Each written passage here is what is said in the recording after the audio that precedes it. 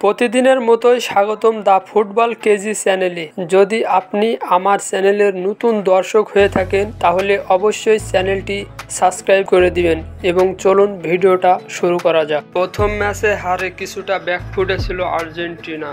দ্বিতীয় ম্যাচে ইরাককে হারিয়ে ঘুরে দাঁড়ায় হাভিয়ার ম্যানসেল দলটি। ফলে অলিম্পিক ফুটবল কোয়ার্টার ফাইনালে উঠতে গেলে গ্রুপ পর্বের শেষ ম্যাচের ডয় যথেষ্ট ছিল। এমন সমীকরণ নিয়ে মাঠে নেমেছিল আর্জেন্টিনা। তার চেয়েও বড় ফল পেয়েছেন হুলিয়ান আলভারেজরা।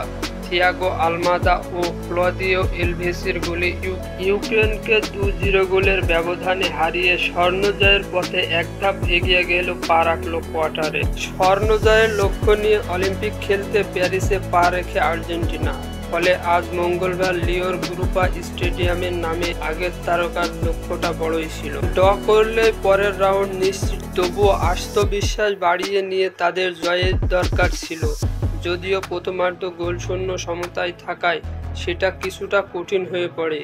পরবর্তীতে দ্বিতীয়ার্ধে আসে দুটি গোল।